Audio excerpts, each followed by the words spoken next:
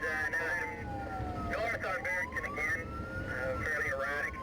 The pair is always going to keep them long. In driver training, cadets learn how to drive defensively and in control. Constable Bill Smith is the driving instructor. The police science program offers 5 days which are dedicated to driver training. The cadets will acquire the skills and the knowledge to operate a police vehicle under severe constraints and the requirements of police duties. Theory and practical skills will include vehicle pursuits, preventing a pursuit, the theory of a pursuit, the pursuit driving itself, police vehicle and the environment, safe systems on the vehicle, proper cornering, braking and collision avoidance exercises.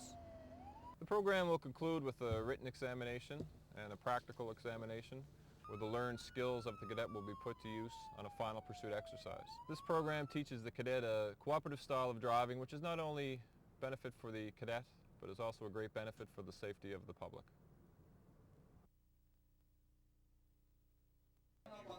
Throughout the program, officer safety is always in the forefront.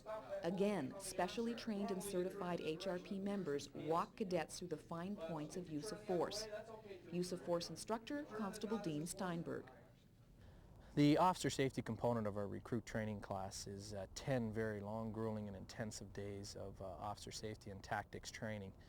The cadet can expect to spend anywhere from 7 o'clock in the morning till sometimes 9 and 10 o'clock at night learning these skills and practicing these sets.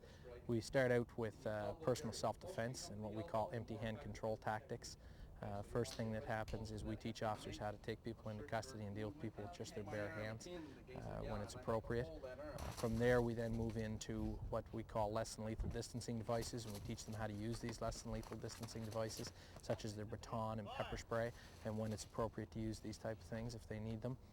We then move into higher levels of force such as lethal force, and we teach them how the most effective way to use lethal force and when they should be considering and when they should actually be using lethal force. We then move into more of the tactics of things such as ground fighting. We'll teach officers if they get knocked down and end up on their back how to defend themselves and how to end up winning that confrontation and hopefully coming out with people in custody that should be in custody at the end of it. From there we move into what we know as known risk vehicle stops and known risk vehicle stops. We teach them tactics behind how to safely stop vehicles and make sure that they can execute their duties in a safe manner. We then go from there to edge weapon defense, and we'll teach cadets how to defend themselves against a knife attack or someone that's wielding a sharp object, how to keep themselves safe and take that person into custody. From there, we'll then go into what we call building search techniques, and we'll teach officers how to go into a building where there may be a suspect in there laying in wait and how to move through that building in the safest manner possible so that they don't jeopardize themselves or anyone else, and hopefully take that person in custody. After that 10 days, we then revisit these topics on a weekly basis for another 35 weeks for the duration of the course, actually, to ensure that when the officers or the cadets are done their training, they are comfortable with these skill sets, they are fluent and able to use these skill sets so that they can go out in the street and do their job in the safest manner possible. Fire! Please, don't move! Don't move!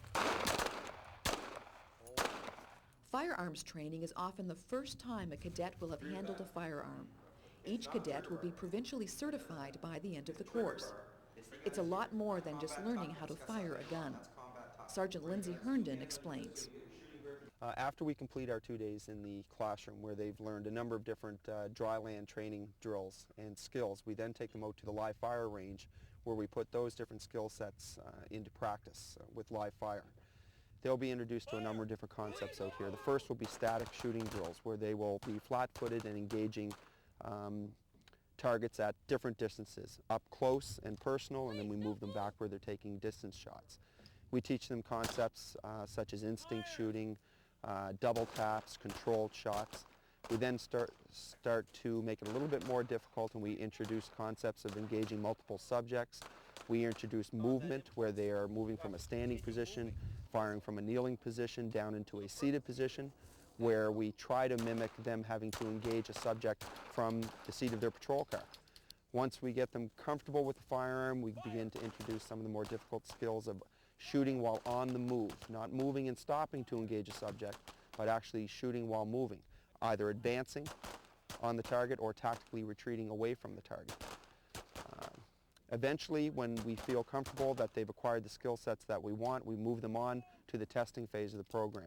This usually occurs on the last day, where they will be required to write a written examination explaining some theory and skills that they've been taught. They'll be required to perform a practical examination, which includes them actually demonstrating with proficiency the different skills that we've showed them: loading, unloading, emergency tactical reloads, how to fix stoppages, and from there, after they complete their practical skills examination, they will then move on to an actual live fire qualification, where they have to demonstrate those skills now in a live fire environment and pass our standard Halifax Regional Police qualification course of fire. Cadets also participate in a 9-week on-the-job training process with HRP qualified field trainers. It gives them their first taste of what it's really like working on the streets as a police officer. 35 weeks later, cadets are fully trained to become Halifax Regional Police officers. They may then be hired immediately or put on a waiting list to be approached when a vacancy arises. Now you've seen some of the different roles performed by HRP officers. Do you have what it takes to be a part of this team? A career in police work can be both rewarding and challenging, but it's not easy to get there. You have to be well prepared, both physically and mentally.